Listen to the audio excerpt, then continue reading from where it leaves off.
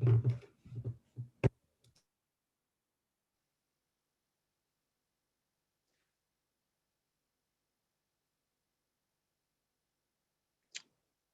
afternoon. This is Roy Priest. I am the chair of the Housing Opportunity Commission. I'd like to welcome you all to the February 3rd, 2021 commission meeting. As we start this meeting, I would like to take a moment just to recognize that the month of February is Black History Month, and time when we look at celebrating the accomplishments of African Americans throughout this country, the things that have been done to, in fact, advance where we are as a country. I've read a lot of things in the last few days related to Black history, and I came across a comment made by Jim Clyburn that I would hope that you would allow me to take a moment to just briefly summarize what he did. And he says that in these challenging days that are so reminiscent of the 1960s, I find myself reflecting on Dr. King's vision for America. As Dr. King did in 1964, I also find myself echoing the hopes that our newly elected president, Joseph R. Biden, will provide the leadership needed to get us back into our pursuit of a more perfect union. Hopefully he and the new Congress will pursue an agenda that addresses the inequities in healthcare, housing, education, and criminal justice. Hopefully they will work together to restore faith in our democracy and strengthen the foundation upon which that democracy is built: unfettered access to the ballot box and equal justice under the law. We are again faced with the fierce urgency of now. This country does not need to be made great, it is great. Our challenge is making that greatness accessible and affordable for all. Those are his comments. And as we see the formation of equity commissions throughout the United States, in response to the issues about addressing structural racism, I hope that we as a commission will continue to do the work that we do to assure equal access and opportunity for all the residents who live in Montgomery County. So with that comment, I'd like to welcome all of you all to our February 3rd, 2021 meeting of the Housing Opportunity Commission. Thank you very much.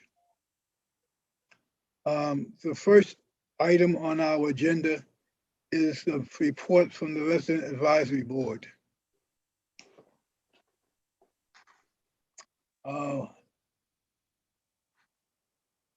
I see you there. Yes. Good afternoon, Mr. Spann, commissioners and HOC staff. My name is Lakia Thompson, and as president of the Resident Advisory Board, I am here to present our updates for the month of January 2021. I'd first like to say that the RAB wishes to extend a special thank you to Mr. Spann for authorizing 4 laptops that will be distributed to the board for their use. Due to a lack of suitable technology, some members on the board were logging in to our RAB meetings on their smartphones. These laptops will allow members to maximize their participation in our meetings. The IT department will personally connect with each laptop recipient to ensure that they are able to utilize the laptop effectively. So again, we thank you for that, Mr. Spann. At our last meeting, we enjoyed a presentation by members of LPA, Brian Selden and Paula Salazar. An in-depth discussion was held with agreement from LPA in assisting RAB in ensuring that updated and accurate information will be placed on the RAB landing page. One of the goals for the RAB is to make our existence known to other residents, which would help us, one, obtain new members, as we are beginning to see turnover as RAB members exit HOC housing, myself included. Number 2, to share resources, and 3, have our page serve as a jump-off point for resources that we could share with other residents.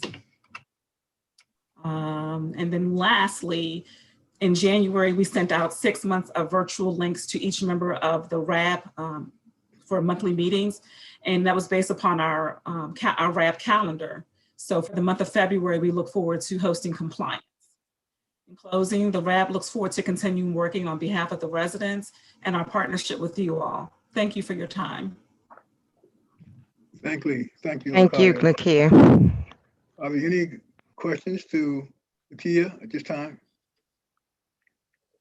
Thank you, and continue to do the great work that you all do on behalf of the residents of HOC properties.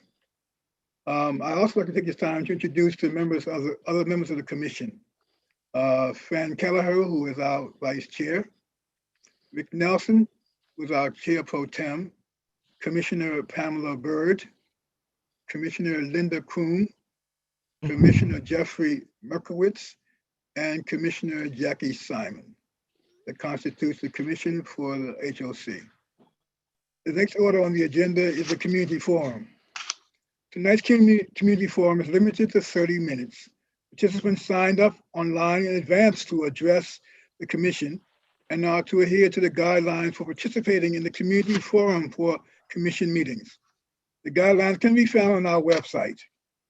Participants of this evening's community forum will be prompted to speak by the platform moderator when their term begins.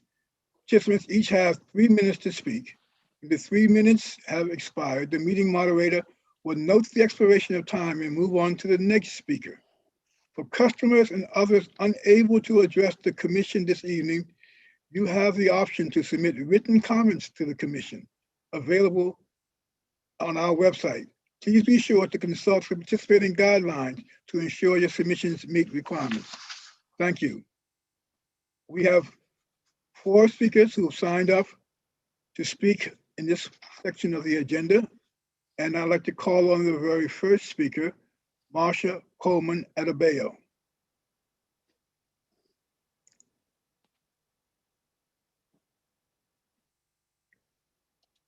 Is Ms. Adebayo online? She was just admitted into the meeting room and we are asking her to unmute herself now.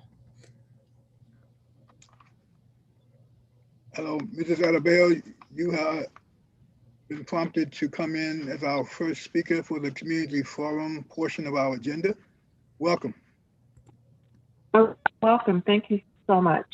Mr. Priest, during the last commission meeting, you told me that you would contact me to arrange a time to talk. I don't believe I received a communication from you. So I wanted just to check in with you on that. BAC has a question for the commission. As a result of a whistleblower, we learned that Stacy's contract, which we understand ends June 21st, may be within the next couple of months or days. We were wondering if that, hello? Yeah, some reason it's a little clicking sound in your transmission. Could you go ahead and start where you were talking about a whistleblower? Is that better? Yes. Okay, perfect. Yeah, what I was saying is that we received some information that Mr. Spence contract, which we will end in June 2021, that the contract, that there could be action on his contract and that it could be, that he could receive a reinstatement before the June 21st deadline or the June 2021 deadline. So we wanted to get some clarification on that, whether or not that was that was a possibility that the contract acted on before the end of this contract. So perhaps you could answer that question as my statement. As representatives of African victims that lie under the HOC parking lot, we would like a voice in the decision about Mr. Span's contract.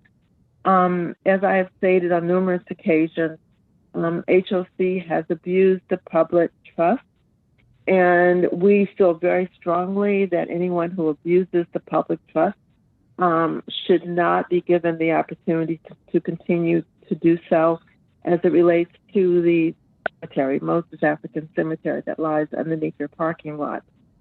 As I've stated before as well, Macedonia Baptist Church is the only institution that has never betrayed the River Road community that looked to the church for solace during the time of racial terrorism, Jim Crow, and now we are still the ones who speak for those who can no longer speak for themselves.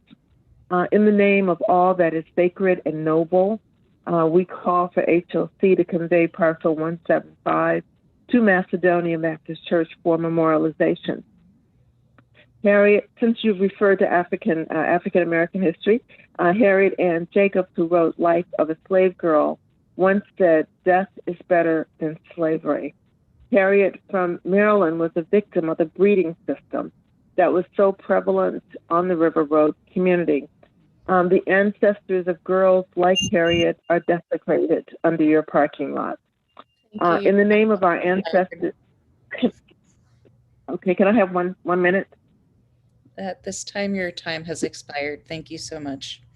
Ms. Adebayo, let me thank you for your comments. I would have been surprised if I had not heard from you today, because I remember last February, you made some really compelling comments related to Black history and the descendants at the cemetery. Let me say to you that I regret that I did not get back to you directly from our last meeting, but I assure you the next couple of weeks you will hear from me. I'm not aware at all about the issue related to the whistleblower matter dealing with Mr. Spence contract. And at the current time, we don't, as a commission, have a process for providing for public commentary related to renewal of any type of contract or personal hiring. But I will certainly be willing to take a look at it, and we will examine what your request has been. So thank you for your commentary. The next remarks are from Ms. Karen Lundgren.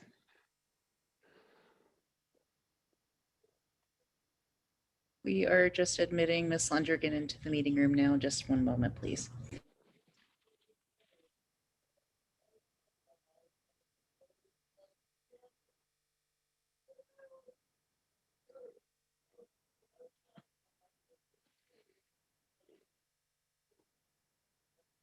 Hello?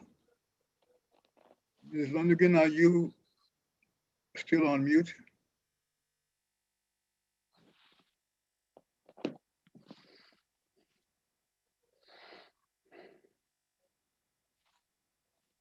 She's been admitted, she's on mute.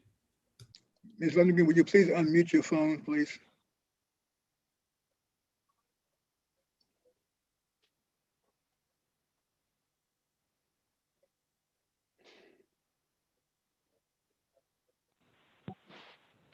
Hello? Yes, hello. Hello, would you please, you've been called on to give remarks in the community forum. Would you please proceed? Right, is this, hi, Commissioner Priest. Yeah, are you guys ready to hear my testimony? Yes, ma'am. Okay, so I'm at 3 minutes, right? Yes, ma'am. And can you hear me okay? Yes. Okay, thank you, Commissioner Priest. Okay, good afternoon, Commissioners. My name is Karen Lundgren, former resident of HOC, who had to relocate out of Maryland as I was a victim of numerous illegalities and subjected to ongoing retaliation and discrimination from numerous high-ranking employees, including Stacy Spann, Lynn Hayes, Renee Harris, Janice McDonald, Susie Whitley, Patrice Birdsong, and now even Asha Memon. I was illegally terminated with no suitable proof or justification whatsoever. The termination proceedings were an absolute horror story, getting slammed with 50 to 80 pages of charges, my attorney included, with no prior notice. Based on all of this, my attorney attempted to submit a reasonable accommodation. I was forced to submit all kinds of unnecessary records, including 4 very detailed letters from my doctor, which definitely met my need for the RA requirements and met the definition. I was then forced to submit 20 pages of inpatient hospital admission records, which are never, ever needed. I was also forced to write to Ethan Cohen, the former employee in program compliance there, a letter stating I was going to follow the recommendations of my healthcare providers as well. This is nowhere in any HUD guidelines. It has been subsequently discovered that Ethan Cohen was not even properly qualified to be reviewing my records. I have also discovered that a large portion of my file has been deleted, and there are numerous falsehoods that have been written into my file by HOC employees. There is also grave concern as to the proper storage of my medical records, and to which Asha Memon has been outright stonewalling me and other credible outside third parties, to include Christine Jenkins, the director of HUD who oversees HOC. I also have grave concerns as to Stacy Spann continuing in his position and capacity as executive director there at HOC. I urge you all, the commissioners, to please do your due diligence here concerning the future leadership of HOC under Stacy Spann, and to please pay attention and follow up to those of us who come to testify every single month in front of you all. Please, we encourage you to listen and take action. Thank you all, commissioners, and I will see you next month. Thank you. That's it. Thank you very much. Ms. Lundgren, I know you are a former resident of HOC property. Are you currently residing in a locality using your housing choice voucher? Yeah, well, I relocated. I had to get out of Maryland because of all what was going on with everybody at HOC. So I'm I'm actually in DC. You know, I'm in DC. So I have a voucher, but I never should have been put in this position where I even had to relocate, Commissioner Priest. I'm serious. So, I mean, I was basically forced out because of everything that was continuing to happen with me, with numerous employees there. I got to tell you, it's been deplorable. Yeah, well, I'm sorry that you experienced what you did, but I am pleased that you are, in fact, living in decent, safe, and sanitary housing. That's really important. I appreciate it very much. At this time, that you are able to do that. But again, we look forward to continuing to interact with you, and believe me, we are paying attention to what you're saying, and I'm mindful of the importance of it, because we want to make sure that all residents are treated in a proper fashion. So thank you. I appreciate it very much, Commissioner Priest. Thanks for saying that. Thank you. The next speaker is Reverend Adebayo. Is he on the line?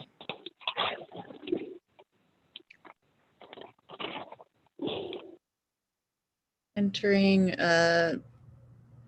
I don't have Reverend Adebayo on the line. I do have someone else waiting. If you could just give a moment. I don't know if the Reverend was dropped off the line. Just a moment.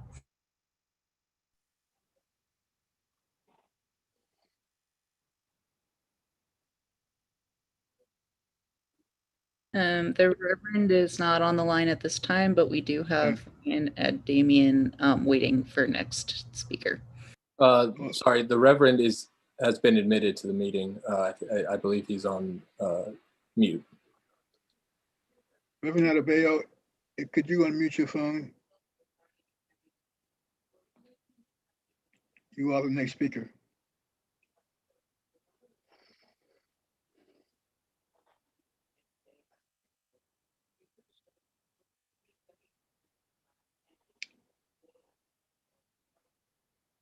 Hello.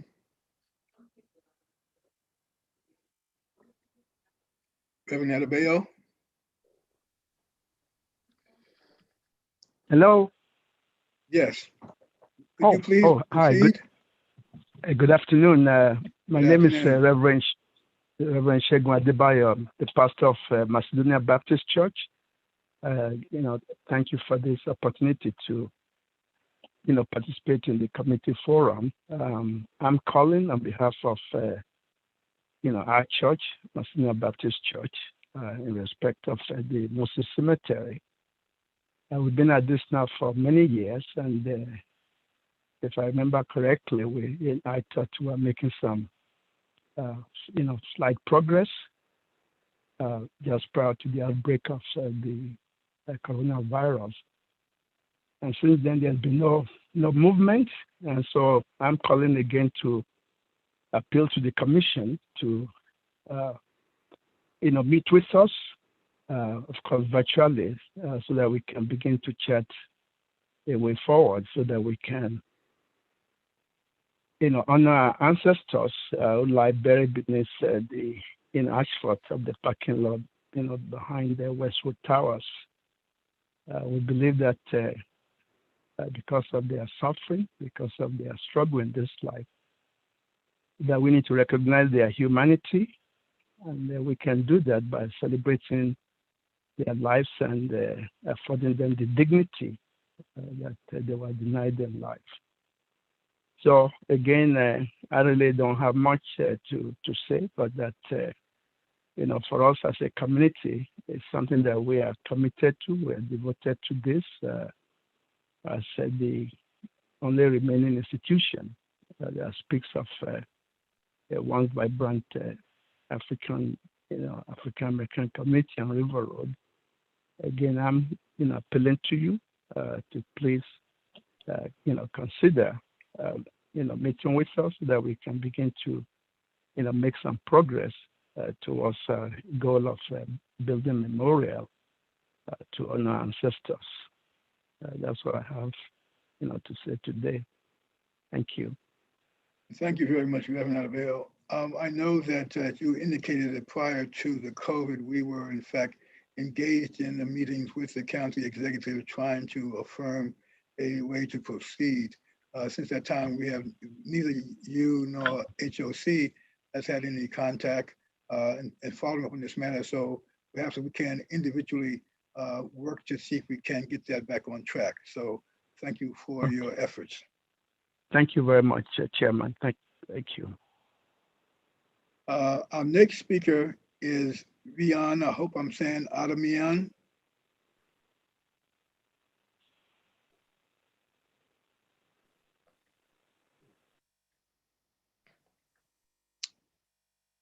They've been admitted, but they're on mute currently.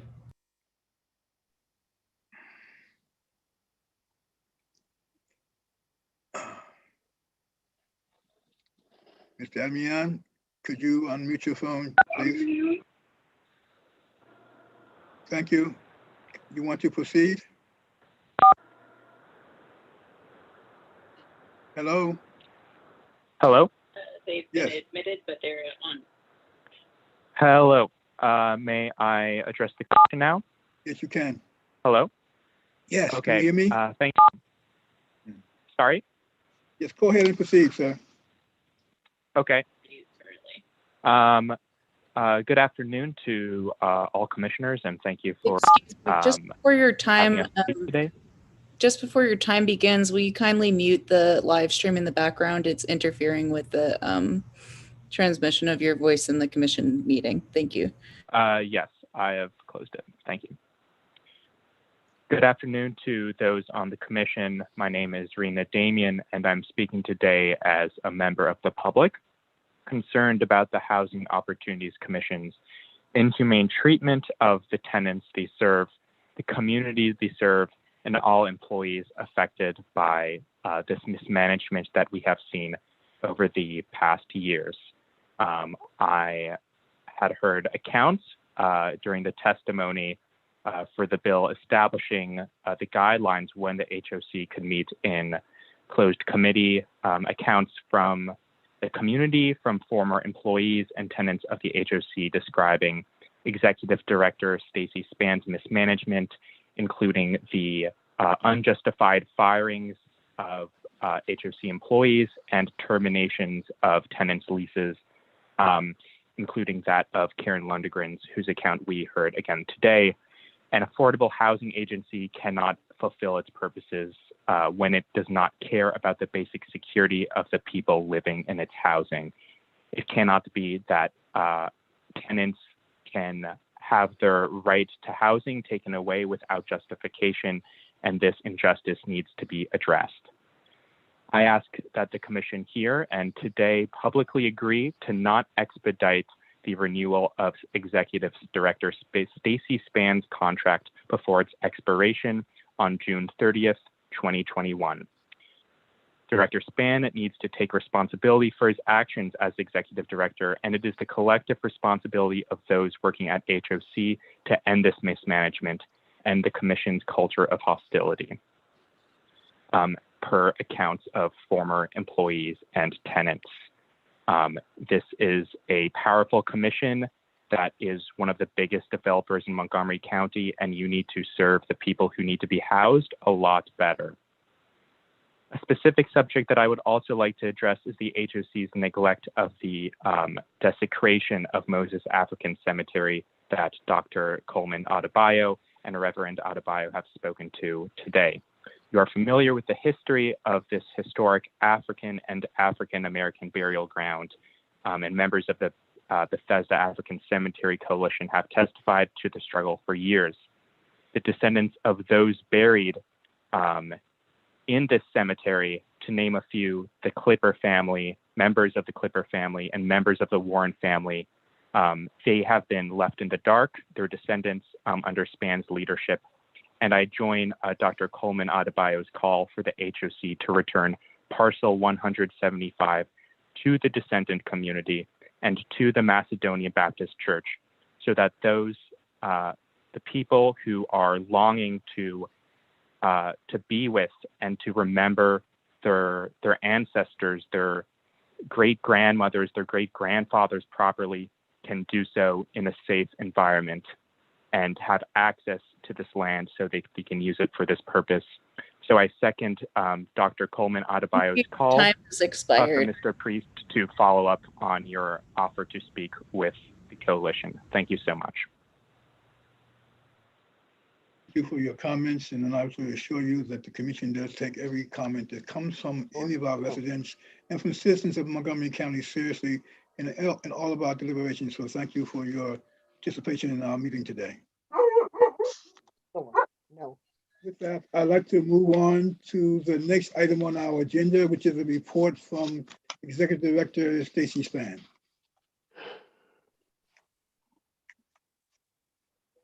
Good afternoon, commissioners. For the record, my name is Stacy Span, Executive Director of the Housing Opportunity Commission of Montgomery County.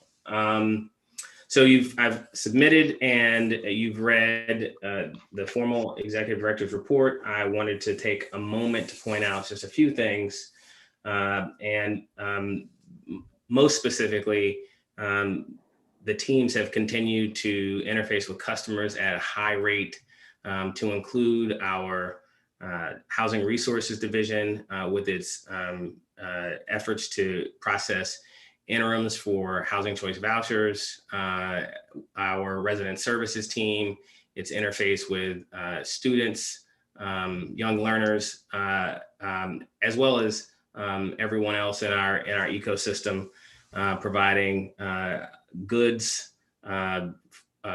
paper goods and the like, so that folks can weather this COVID-19 pandemic.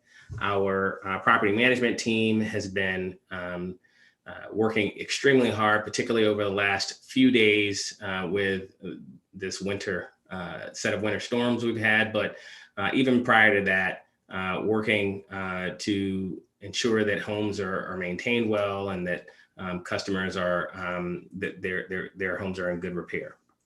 In addition to that, our real estate team has worked pretty hard, and I wanted to just announce there'll be a press release actually going out relatively soon that we closed on our financing to acquire, construct, and finance the West Side Shaded Grove Apartments.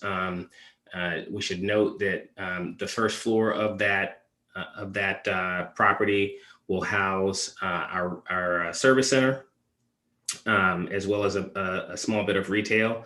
The property itself is 268 units, mixed income. It's a mixed use development, and we're extremely excited as it will serve folks who are at 50% of area median on up. And so thanks to a gentle nudge or two from the commissioners, we were able to actually push down into lower levels of affordability. And so I really wanted to congratulate the team on all the hard work done there. With that, I'm going to yield my time so that we can get to this relatively busy agenda. Do any of the commissioners have questions to Executive Director Span?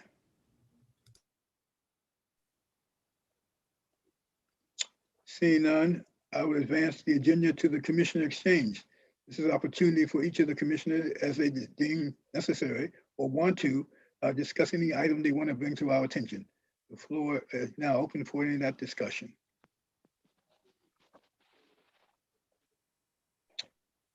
I'd like to bring to your attention that in December 2020, a complaint was filed with the state of Maryland's Open Meetings Compliance Board against HOC. The complaint alleged the HOC failed to comply with various procedural requirements of the Open Meeting Act when it met in closed session in 2018. On January 27th, 2021, the Open Meeting Compliance Board issued an opinion finding that HOC violated the Open Meeting Act for the following reasons. First, HOC violated Section 3-302, parentheses B, parentheses 3, when its meeting notices failed to indicate that all or some of the meeting will be held in closed session. Second, HOC violated Section 3-305, parentheses D, parentheses 1, when it met in closed session without first recording a vote in open session.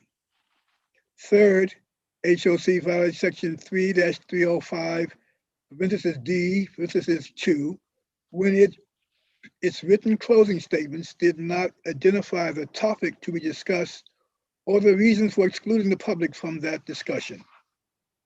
Fourth, HOC also violated Section 3-305 D2 when its written closing statements diverged from the commissioner's verbal vote to close the meeting.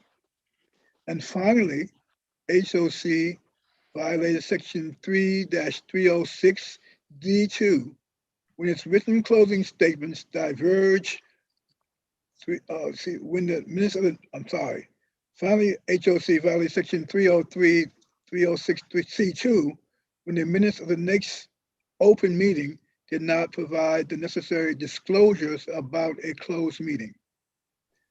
HOC began to rectify these issues in 2019 and continues to today to modify its meeting procedures to ensure full compliance with the Open Meeting Act. HOC remains committed to transparency and encourages members of the public to reach out if they have any questions or concerns about HOC meetings. Are there any other comments or exchange between commissioners? If I may, Mr. Chairman. Yes. I see that the county government has opened today. What impact or how are we going to be responding time-wise to that action? I assume you're asking when is it possible that we are going to reconvene having open meetings in the office? Yes. I don't have an answer to that. I think it will probably be determined by the position that the overall agency takes about, in fact, returning back to work. I know that there's been a lot of discussion about that, Commissioner Simons. And there was a press release released today that the county government was open as of today. Yes. I don't know what, I've not seen the notice, but I don't necessarily know the details of what all of that means. But we will look into it. As it impacts us, we will certainly issue guidance to the staff in the commission and to the county. Thank you. Other matters? If not, I will advance the agenda. Next item on the agenda is the approval of the minutes of our meeting of January the 11th, 2021. Can I get a motion to approve the minutes of January 13th, 2021, I'm sorry. Do you have a second? I second, Linda Kroon. It's been probably moved and seconded that we approve the minutes of our meeting of January the 13th, 2021. Are there any questions? All in favor of that motion signify by saying aye. Aye. Opposers, nay. So ordered. The next item on our agenda is a consent item related to the Housing Opportunities Commission bylaws. And this is the approval of a temporary amendment to our bylaws, the Housing Commission, in order to allow us to have the annual meeting, which is scheduled for today, in a virtual platform. So can I get a motion to approve by consent? This is a consent item, so I still need a motion. I so moved, but I believe the resolution number is 2114, not 2014. 2114. That's fine. Correct. Do I get a second to the approval of resolution 2114? I second. Been properly moved and seconded. Any questions? All in favor signify by saying aye. Aye. Aye. Opposed, nay. So ordered. We will now proceed into the committee reports and recommendations for actions by the commission. The first committee report comes from Budget, Finance, and Audit Committee, chaired by Commissioner Nelson. The first item is to discuss the FY 22-27 Capital Improvements Program and an authorization to submit reduced county funding at the request of the county. This item has been discussed with the Budget, Finance, and Audit Committee and is now being presented to the Commission for action. And Cornelia Kent, you'll introduce staff to take care of this. Thank you, Commissioner Nelson, and good afternoon. For the record, I'm Cornelia Kent, the Chief Financial Officer. We have one item from the committee, and again, that's for the Capital Improvements Program budget. And Terry Fowler, our budget officer, is going to walk us through that. Thank you, Cornelia. Good afternoon, commissioners. On September 9th of 2020, HOC submitted the county FY 22-27 Capital Improvements Program budget. In December, based on the reforecast for the county funds from revenue, it was indicated that they would need to make reductions. The Office of OMB requested that HOC accept a reduction of $125,000 for fiscal 22 of the 6-year plan to help close the county budget gap. The reductions were due to OMB on December 28th. However, staff did request an extension to allow the commission to approve the submission. And we are coming this evening for your approval to submit the reduced FY 22-27 capital improvements budget. The resolution is on page 38, and I'd be happy to address any questions you may have concerning the packet. You've heard the presentation relative to resolution 21-15. I move approval of resolution 21-15. I second it. It's been properly moved and seconded to approve resolution 21-15 related to the 2027 capital improvements budget for the county. Are there any questions?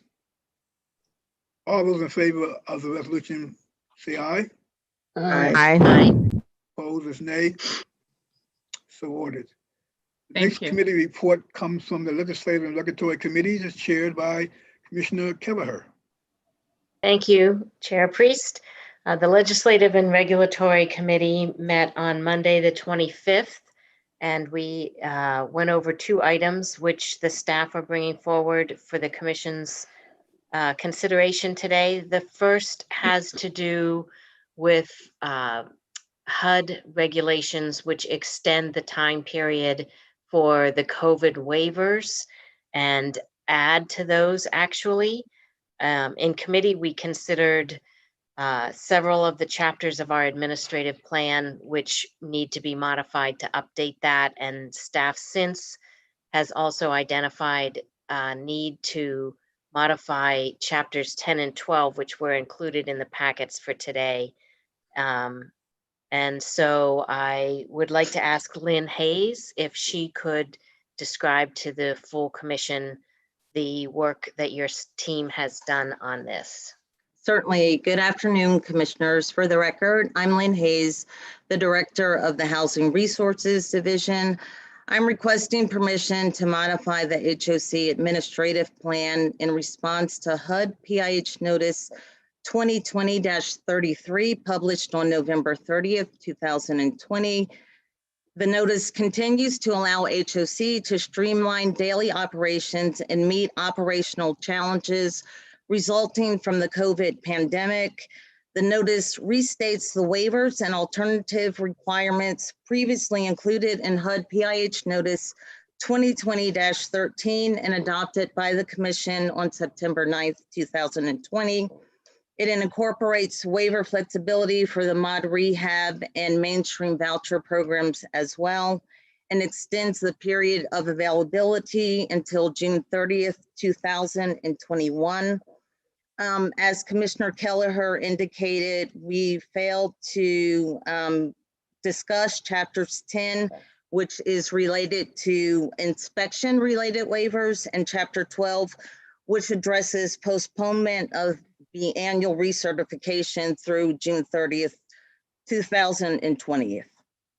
Excuse me. Pursuant to the notice, HOC can temporarily adopt the waivers without board approval until March 31st, 2021, and any informally adopted revision must be adopted by the Board of Commissioners by June 30th, 2021. And I'm happy to address any questions. Thank you very much. Thanks. I know you mentioned in your comments the fact that the commission had previously adopted this notice, correct? We adopted the prior notice, which was 2020-13. Yes. So this is just really a continuation, extending those previously adopted waivers. Okay, so what would be the effective date to which they are being extended? Through June 30th, 2021. Okay.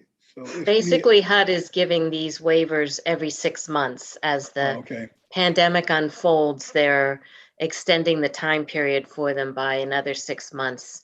And this is the latest extension in their regulations. That's right.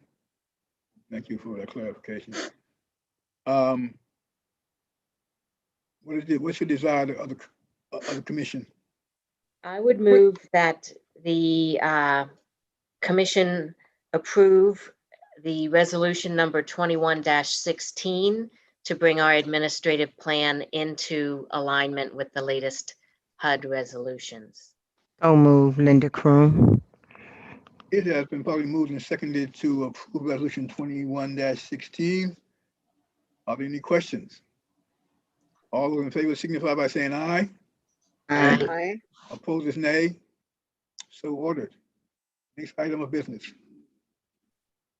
The next item is also an update to our payment standards here within Montgomery County. As you're probably aware, each year we are required to look at the fair market rents and to determine what the payment range is for voucher programs that we administer for HUD.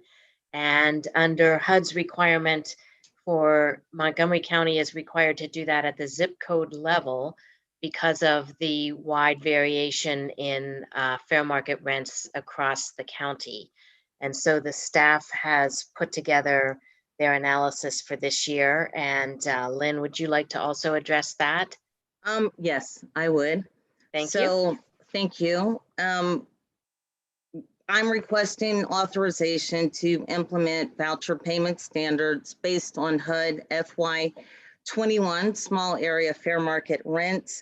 There's a technical amendment to the table and corresponding chart in the submitted packet. Zip codes 20874, 20875, and 20860 have been modified as reflected on pages 180 through 181 of the current packet, and also page 185 in the exhibit. This technical amendment does not constitute a change in the resolution. It is merely a correction to those zip codes that I'm referenced. HUD published the small area FMRs in October of 2020. HOC is required to establish voucher payment standards between 90 and 110% of the published fair market rents. The voucher payment standards represent the maximum amount of subsidy that HOC will pay an owner on behalf of a voucher customer. In Montgomery County, there are 71 zip codes. By zip code, HUD publishes the fair market rents by various bedroom sizes ranging from efficiencies through 4-bedroom units Overall, staff examined 355 different values to determine the suggested payment standard. Staff reviewed the zip codes by bedroom size. They assessed the growth in the fair market rent, analyzing the increase or decrease in the fair market rent. They forecasted gross rents using projected rent increase of 2.6%, as indicated in the voluntary rent guidelines of Montgomery County. They examined where families experience rent burden and recommended voucher payment standard changes congruent to those amounts. We're suggesting payment standards ranging from 90 to 110% of the fair market rents. Staff was able to consolidate zip codes into 9 groupings of similar or the same amounts. And overall, we anticipate a financial impact of $3.9 million. We have confirmed that we can incur this cost with our CFO. And again, we presented it to the Legislative and Regulatory Committee on January 25th. And we're happy to take any questions. I'm happy to address any questions that you have. Are there any questions for Lynn before I move a motion? Question then, when in fact HUD issues these annual guidelines and fair market rents, normally there you would also see a potential increase in funding to cover the increased costs related to adjusting to the new fair market rents. Do we anticipate that we will get a similar treatment this year? Yes, I'm sorry. Pardon me. I'm having a very dry mouth from some allergy medication, so I'm a little bit dry. But we have not received our funding yet for this year. We anticipate that HUD will give us a prorated increase. They fund us based on what we spent for the prior year. So we have not, again, received our funding for 2021 as of yet. But yes, we anticipate increased funding. Commissioners, I'd like to point out that there's a likelihood that we will receive some increased funding, but given the increased pressure on the voucher program, in particular to support interims, given loss of income from persons who are on our program, the likelihood that we'll actually be able to expand and provide new vouchers is slim unless we get considerably more funding. So I think what you're referring to, Stacy, is that where people who already have a voucher have had their income go down further this year due to the pandemic and loss of employment, et cetera, that we are reevaluating the contribution that we make based on their lower income. And so that may actually eat up some increase in funding that would come from the fair market value. Am I interpreting you correctly? That's some of it, but yes, I mean, the net effect is that the cost of adjusting rent. And by the way, we don't have a choice in that matter. So right. It's not discretionary funding. But right. Again, and this is a national problem. This isn't just a Montgomery County or HOC problem. Right. Okay, thank you.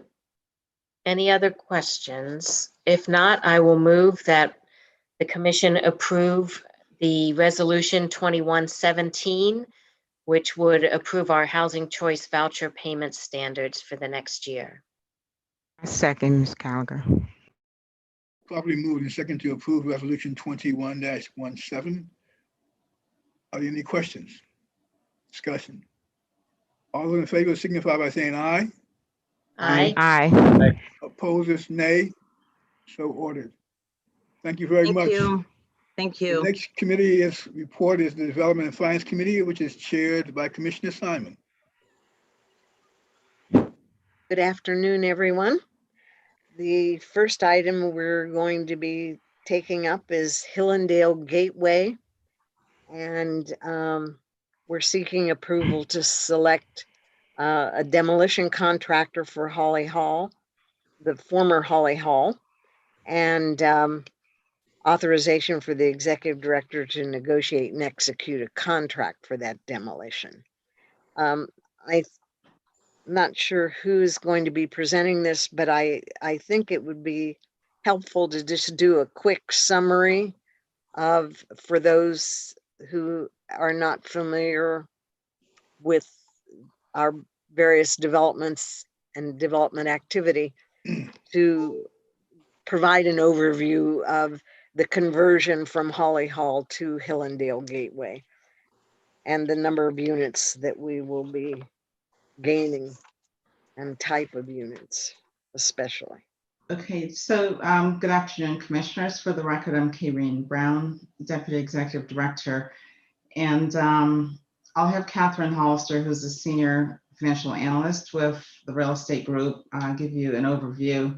But just very quickly, the Holly Hall site will be, or is the redevelopment site for Hillendale Gateway, which upon completion will deliver 463 units to the site.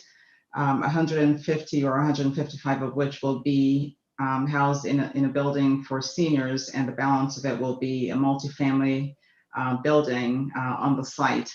I'll just turn it over to Catherine in the interest of time, who will describe the request before you. We'll take your questions among the members of the real estate team. But the request before you, which is supported by the Development and Finance Committee, is the selection of Renaissance Inc. as a demolition contractor and for the executive director to negotiate and enter into a contract for demolition. And once that's done, as we continue our work, this will pave the way for the development of the site into the units that I've described.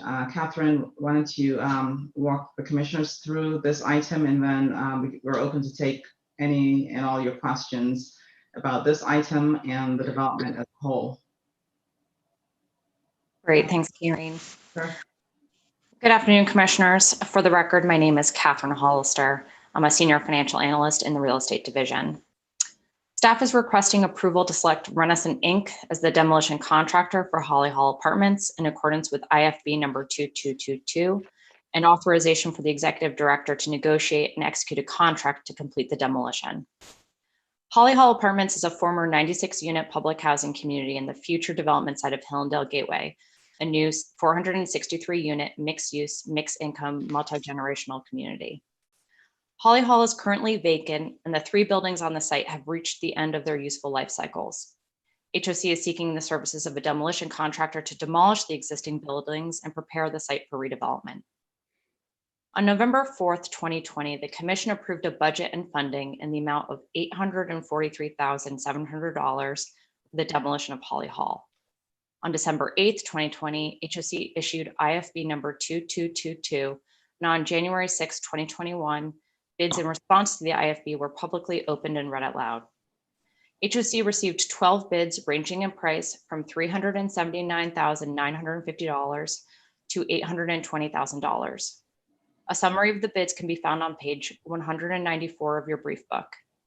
Given the wide range of the bids received, staff did follow up with a number of the highest bidders to better understand their bids. However, staff has not heard back yet. Pursuant to the IFB, the contract will be awarded to the responsive and responsible bidder offering the lowest base bid. A responsive bid means that it meets the criteria laid out in the IFB. A responsible bidder demonstrates that it has the experience and qualifications to perform the requirements of the contract. After an evaluation of the bids, staff recommends that the Commission award the IFB to Renaissance Inc. Staff has determined that Renaissance is a responsive and responsible bidder, and its bid of $379,950 was the lowest offered.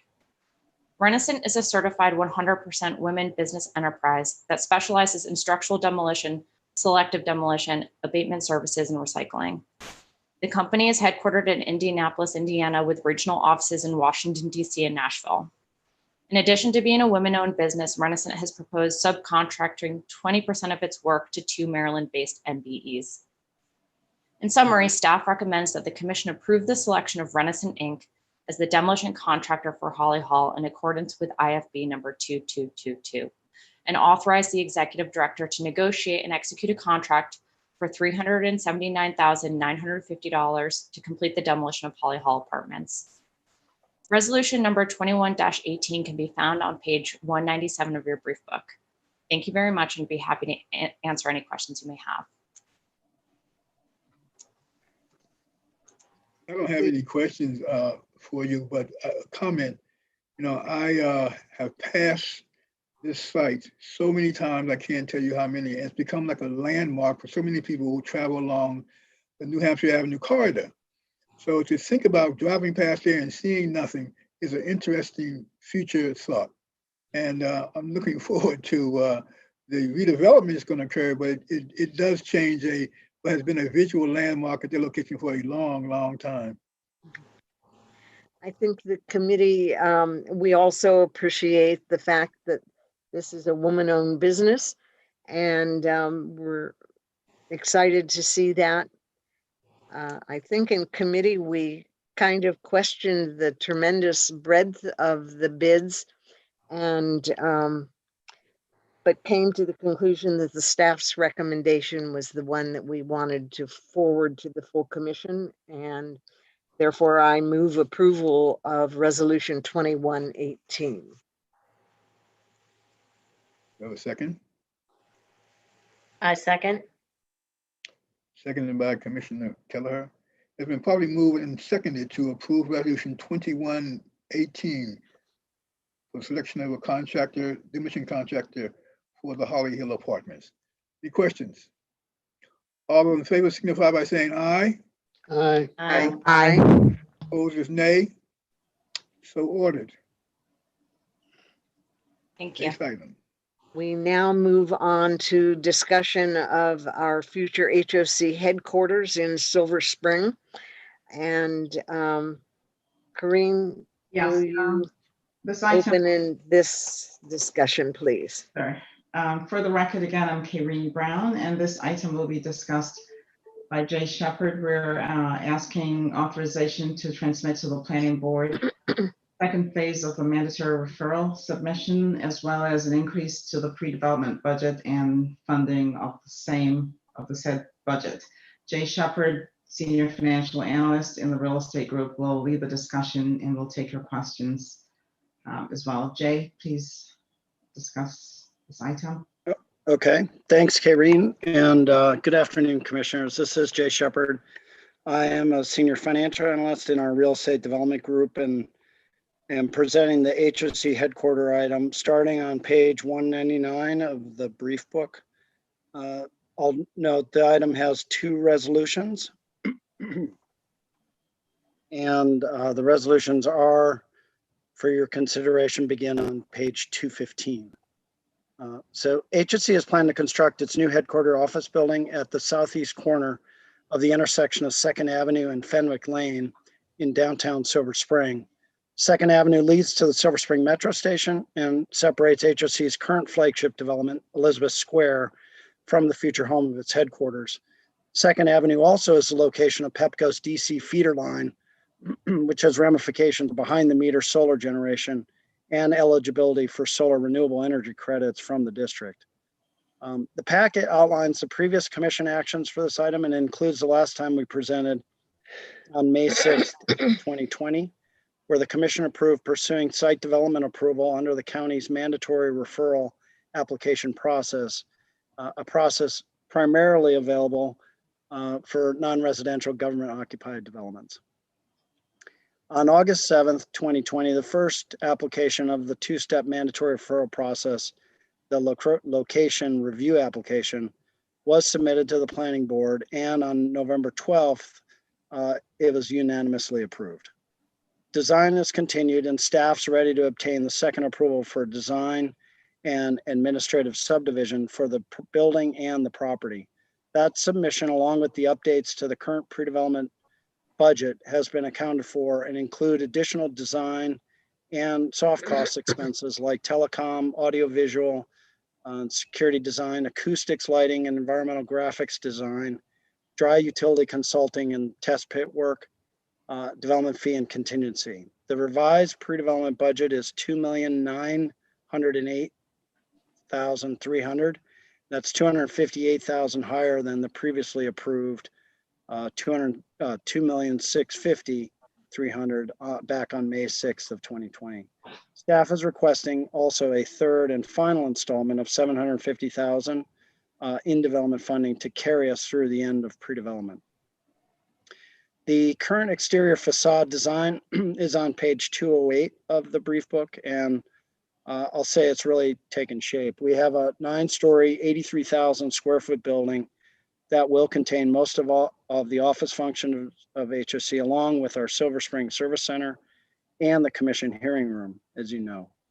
The massing allows a step back at floors 3, there on the left, and 6 to allow not only the preservation of a view shed and direct sunlight for our neighbor behind us there on Fenwick Lane, but also allow smaller floor plates, which means more direct sunlight deeper into the office space to boost employee wellness. It's also ideal for a more energy efficient floor plate as we strive toward a net zero design, and offers great opportunities for rooftop amenities.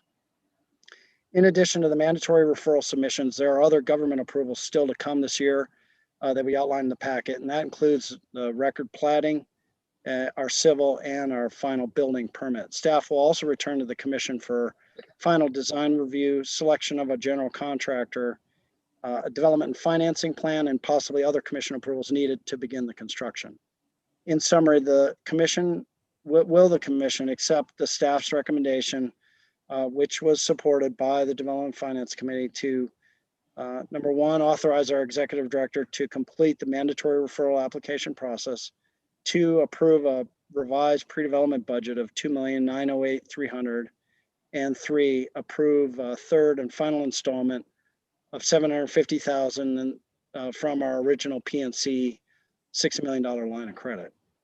Thank you, and I'll take any questions you may have. I'd just like to make a couple observations on behalf of the committee. I think we were happy to see the step back and staff response to community comments and observations. And we're particularly pleased that we anticipate meeting net zero on the energy consumption of this building. And kudos to our architects and designers and to our staff for working toward that. Are there questions for the staff? I have just a couple of quick questions. The design looks great. Not having participated or having been on the commission for earlier discussions, I was just curious, was this were we expecting additional budget changes, increases from the earlier projections? And is this you mentioned this, the final draw or the final installment of the development budget funding? So would this be the final revision to at least the pre-development budget that we would be being asked to approve? Yes, that's my current expectation, that this is the last revision to the budget for the pre-development work. A lot of this was anticipated. We didn't know what the cost would actually be when we were at the commission last in May, and after we were able to obtain those costs, we then pulled them into the budget. Thanks. Jay, you said that this would be that this particular building would be the HOC headquarters. Is that what I heard you say? Yes, that's correct. Okay. What date are you giving that we'll be able to move into that building? Yeah, that's a great question. We expect to wrap up entitlements, which are the approvals needed before we begin construction, all the way. That'll take all the rest of this year. And if we get our building permits by January of a year from now, basically, it's about a 20-month construction for the building. So it'd be in sometime in that'd be, what would that be? 2024, I believe. Yeah, thank you, Seems like a Chair. long time. 23, I think. Actually, 23. I'm sorry. 23. Yeah, 23. We're trying to be in by Christmas of 23. Thank you.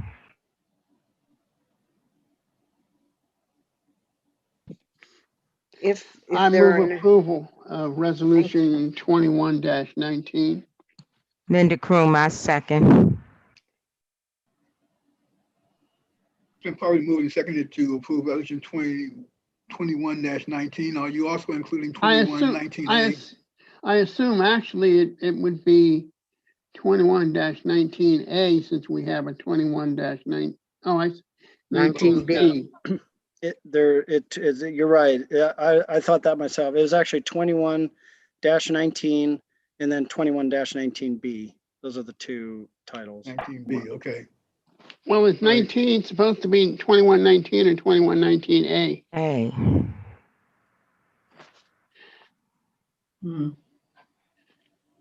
Hello. It's A and B? 21-19. But I'll defer to Asha. Asha. We can fix that. I mean, in this instance, it's just about remaining consistent. So I'll have Patrice change that to 19A and then we'll have 19B. Okay.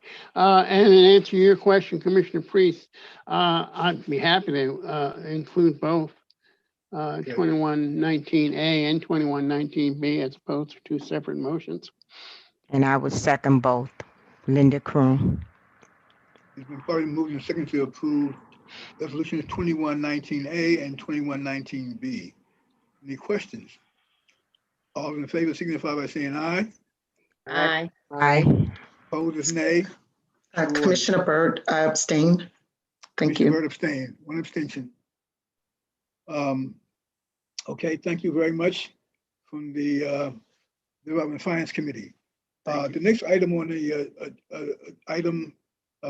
requiring action is for the Brook Park Apartments. This is approval to draw on a PNC line of credit.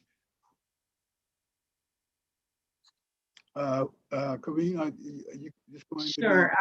And so the for the record, I'm Karine Brown again. And for this item, Gio Cavalazzi, Senior Financial Analyst in the Real Estate Group, will discuss this with you. But just very briefly, we continue with the renovation of Brook Park, which has been going on for quite some time. And it is to be funded by a loan from the county. And we've been working with the county staff to secure the funding. It's in progress. It's just taking a little bit longer than we anticipated. The county, the commission has already approved bridge funding, and we're very close to the end. We're expecting the renovation to be complete in March. And so as not to interrupt the renovation or have us issue a stop order to the general contractor, we're requesting a second tranche of bridge funding of 1.6 million. So yeah, go ahead, Karine, go ahead. I was about to turn it over to Gio to give a brief overview, but Stacy, if you'd like to say something. Yeah, I would. So I want to call your attention, commissioners, to the sort of opening statements. So we received in April of 2020 a letter sort of changing the funding source, which is fine. That's not unusual. What is unfortunate, though, is that because of the change in funding source, there were some additional compliance requirements which we worked to meet. And so now it appears that, in fact, the funding source will change once again. And so it's not without cost that we would arrest the rehab work there. And I think that's the finer point. If we were to issue a notice to the contractor to stop work, it's not inconceivable that there would be increased cost to finish the work. And the fact of the matter is we've had families relocated for some time. This team has worked really hard to complete this incredibly valuable preservation of affordable housing. And so, we're asking for your consideration for this additional bridge fund, because we do expect our county partners to come through. It's just it's taken a little longer than, well, maybe a lot longer than we would have liked. But with that, I'll hand it over to Gio, and he'll hit the finer points. Thank you, Stacy and Karen. Good afternoon, commissioners. For the record, my name is Gio Cavallazzi. I'm a senior financial analyst in the real estate group. And I think Karen and Stacy outlined most of the most important points already. The renovation started more than a year ago, and the building renovation is pretty much completed already. They're working on the site now, and if you remember, there's a significant site work to be done, and that is scheduled to be completed by the end of March. And so the property will be ready to receive tenants in April. As Karen mentioned, I think we are very close to having this loan in place. However, we already exhausted the previous authorization almost entirely of $1.8 million. And we have a couple of pay applications from the general contractor for November, December that we have to pay. And so we are requesting an authorization to draw up to $1.6 million from the real estate line of credit. And this will, we may not need to draw all this if the loan closes soon, but we'd like to have this authorization to be able to complete the renovation if there is any further delay with the closing.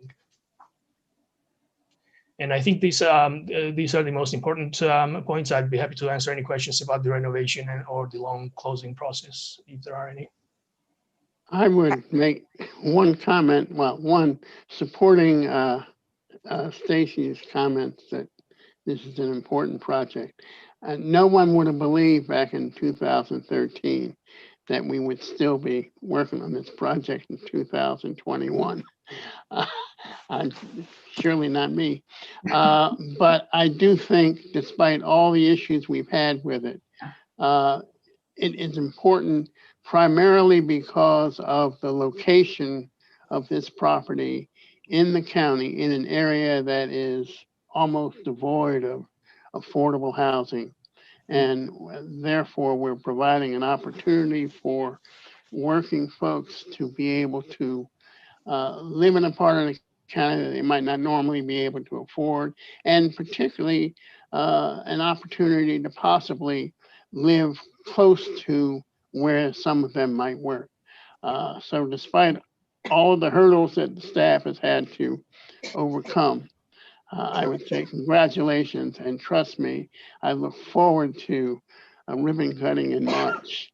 If Stacy and I are the only ones out there cutting the ribbon. This is Commissioner Byrd. Can you just refresh where these are located again, please?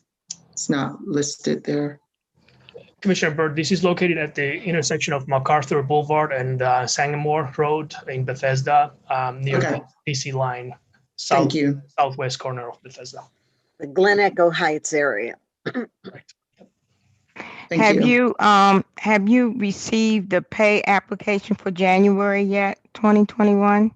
Actually, that draft just came in today. It hasn't gone through the normal approvals process. So, but we do have the application itself. But the ones that are already finalized and due are for November and December.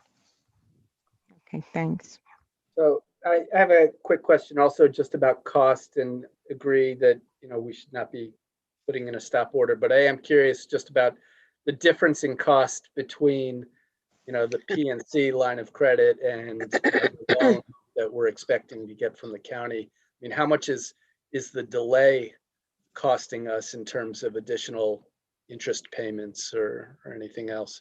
And Stacy, you mentioned additional compliance costs that have resulted as a result of switching.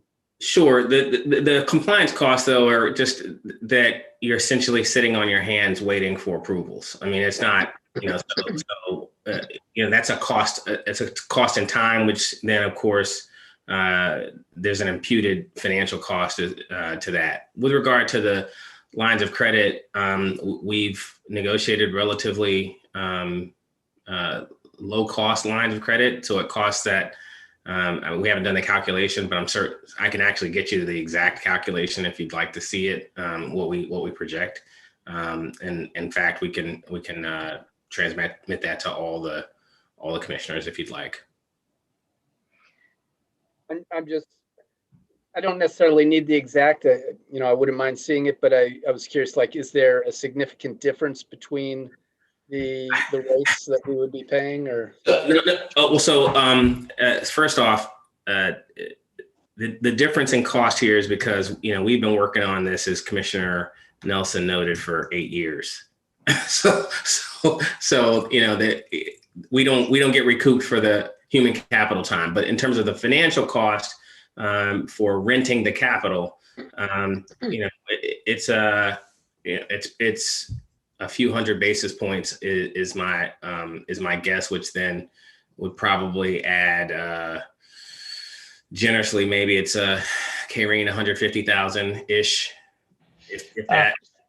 Stacy, so the memo mentions the rate for the line of credit. It's 30-day LIBOR plus 58 basis points, which is very low, and it's lower than what the loan interest rate would be. So the interest cost of this authorization is actually lower. Karen, so go ahead. But that's a cost that we would not have incurred. Right, exactly. Because we would pay interest on the county loan, post renovation. Right. This is on top of. My guess is it's probably somewhere around $150,000 to $200,000. So not, if that. But the sad point of that is that these families have been relocated for such a considerable time, and the loss in effect of those units for this period of time. And one of the main issues here is, Stacy mentioned compliance. The funds that they switched to is home funds, and that comes with a huge amount of compliance because they're federal funds, as opposed to the original commitment for housing initiative fund at the county level. And so the time and effort to review and dot the I's and cross the T's to ensure compliance with the use of federal funds has taken up a lot of HOC staff time, Gail's time, my time, our compliance division's time. Not that we're opposed to complying, but this was a surprise to us. It was not initially intended to be funded with home funds, and so it's going back and ensuring that we're in compliance. And there's even a big question mark right now about the overall project. So we're, like going back and recreating circumstances and documents that was not originally intended. So given our workload, it's really cumbersome. We're doing it because, this is an important project for the commission, but it's really just. And why did the county switch the source of funds? Why? We don't know. But the fact of the matter is there's probably, it's probably a number of reasons. These are federal home funds, and when they go unspent, that's more problematic for the county. And so they fit, I think, broadly with a preservation mission. And so I can't give you the exact answer. We sort of don't, we would be agnostic, but for the sort of time and financial costs. But the truth of the matter is, even with the additional cost, even with the additional human capital investment, we wouldn't be able to. We would be loath to pass on a preservation opportunity in this geographic area of this type. And the fact of the matter is, the team has worked. Their efforts are not without real results, because we've given this property new life. It had pretty significant grading issues as well, and so we'll be looking back, or someone will be looking back in 25, 30 years and say, you know what, that was a pretty good investment, given where it is. And you just can't go buy these every day. And so it's painful, but. No, and I agree with all of that, Stacy. And I think my only point is, I mean, and it's not even necessarily to criticize the county, because I don't know the reasons behind, their decisions and their delays. But it's only to note that, those changes and the delays have a cost, to this project that, eventually end up, hurting, our ability to provide affordable housing. Timely, yeah. Let me just say, Jeff, in terms of the department's actions, it is not uncommon for the department to, and the closer they get to the end of the fiscal year and they start projecting out, to switch funding sources for some projects because they've got different timing on them. A project might have fallen out on one side and exposed the home program to losing some money. So then they insert this instead so that we can in fact take advantage of it. So, I mean, that is something that occurs. I mean, every year they go through this sort of analysis. I think your point in terms of the added cost is one that hopefully the department will take into consideration as they negotiate the terms for any loans. But if we're going to use home funds, is there no interest? Somebody's on a telephone call, which I'd appreciate if they would mute themselves. Stacy, if we use home funds, there's no interest attached to those, are there? There technically is no interest from the federal government, if that's your question. But that doesn't mean that our partners at the county aren't attempting to earn. I think that one of the things staff might consider raising with the department is exactly the point that Jeff makes. We are willingly making these changes. It does impose, and they know that it imposes additional administrative work because of all the HUD requirements. And they ought to take that into consideration as they negotiate their final package with HOC. Well, I assure you will be negotiating aggressively, and your other points are taken. Okay. Well, Well, if there are no further observations, I would make the motion on behalf of the committee that we adopt resolution 2120 to approve a draw on the PNC Bank and a real estate line of credit to bridge receipt of the county loan funds for the renovation of Brook Park Apartments. Second.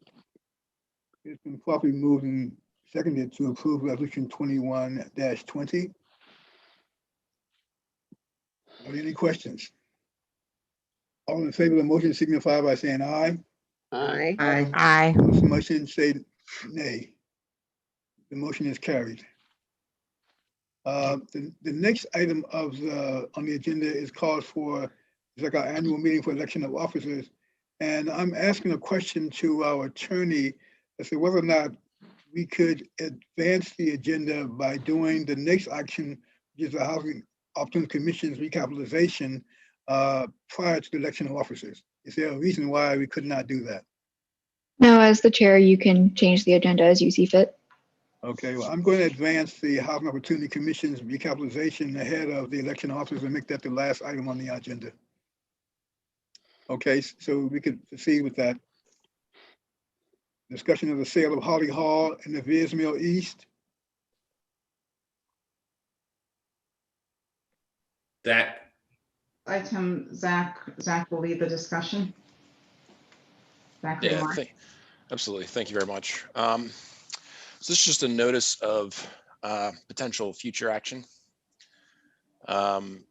we have, HOC has received offers from the Duffy companies to purchase land owned by HOC. It's a future action because we're still obviously in the process of reviewing these offers. They would be for 2 parcels. One is what we're calling Beers Mill East.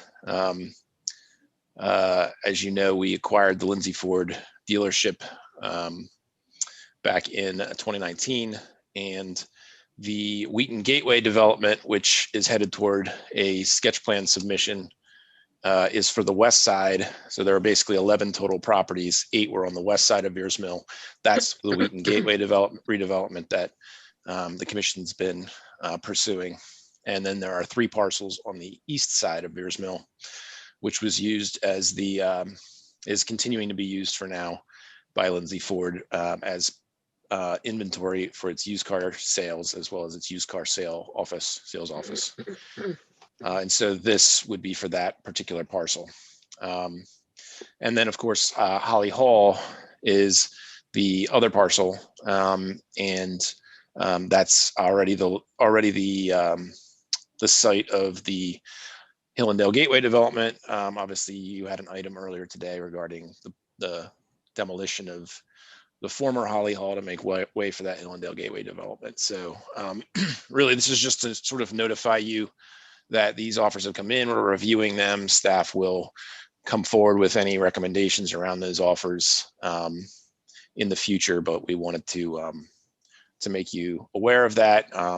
And additionally, to try to be helpful, these are obviously, obviously Holly Hall, or the Hillendale Gateway development, you obviously have had plenty of, we come to see you on things for that along the way. It's been under pre-development for many years, and you all are, I think, pretty comfortable about where the status of that project is. But with Beers Mill East, there's not really been any pre-development around that site. So we've tried to provide a really just sort of a very preliminary look at what,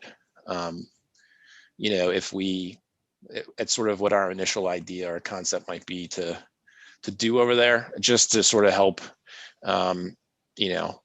just to sort of help introduce this idea. But again, this is future action. We just wanted to notify you that this had come in and that we are in the process of reviewing it. And I'm happy to answer any questions. Thank you. Questions? Again, this is not an item that requires any action on our part today, but again, it's for something that may be coming forth to us in the future. With that, let me move back to it. And at this point of the agenda, I will turn the meeting over to our executive director for conducting the election of officers. Span. Excellent. All right, this evening, the 2021 officers of the Housing Opportunities Commission will be elected. At this time, I'd like to open the floor for nominations for the office of chair. Mr. Span, I would like to make a motion that the commission re-elect Roy Priest to carry and serve for an additional year. And I would also like to recommend Francis Kelleher to remain as vice chair and to further move Rick Nelson as our chair pro tem for the coming year. Commissioner Byrd, I second. Okay, I have a second. Are there any other names to be placed in nomination for either of these offices, chair, vice chair, or chair pro tem? Thank you. Hearing none, I am going to now close nominations, and I now ask for a vote on Mr. Roy Priest to serve as chair, Ms. Francis Kelleher to serve as vice chair, Mr. Rick Nelson, I guess I say Richard Nelson Jr. to serve as chair pro tem. All those in favor say aye. Aye. Congratulations, folks. Okay, well, sounds like none opposed. All right, so there we go. It's unanimous. Please note, for the record, it was a unanimous vote. Congratulations, Mr. Priest, Ms. Chair, Ms. Kelleher as Vice Chair, Mr. Nelson as Chair Pro Tem. We're looking forward to a new year under your continued leadership.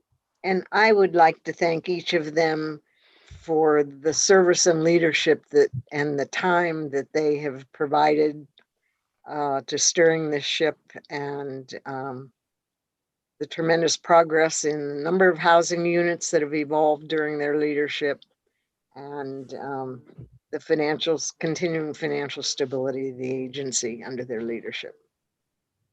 Absolutely. I want to piggyback on that. Very good leadership.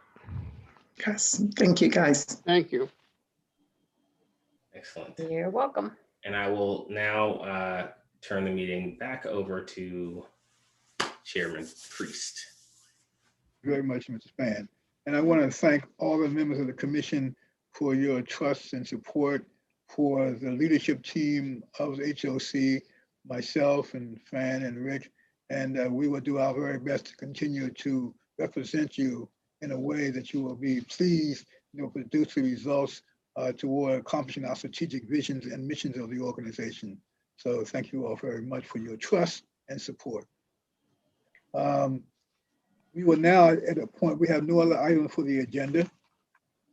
So pursuant to section 3-305B and D of the general provision articles of the annotated code of Maryland, I move to adopt the written closing statement dated February the 3rd, 2021, and to adjourn this open session to a closed session to discuss 3 topics.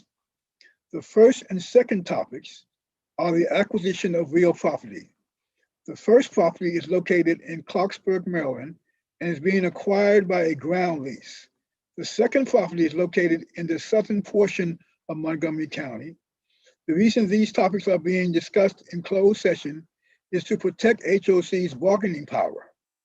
Public disclosure of these topics could result in less favorable acquisition terms.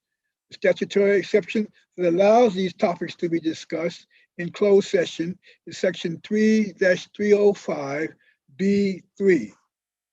The third topic is a discussion of confidential commercial and financial terms of real property acquisition located in Silver Spring, Wheaton, and Clarksburg, Maryland. The Public Information Act prevents disclosure of confidential and commercial information obtained from a third party. The meeting must be closed to the public in order to protect the confidential and commercial information provided to HOC from a private development partner.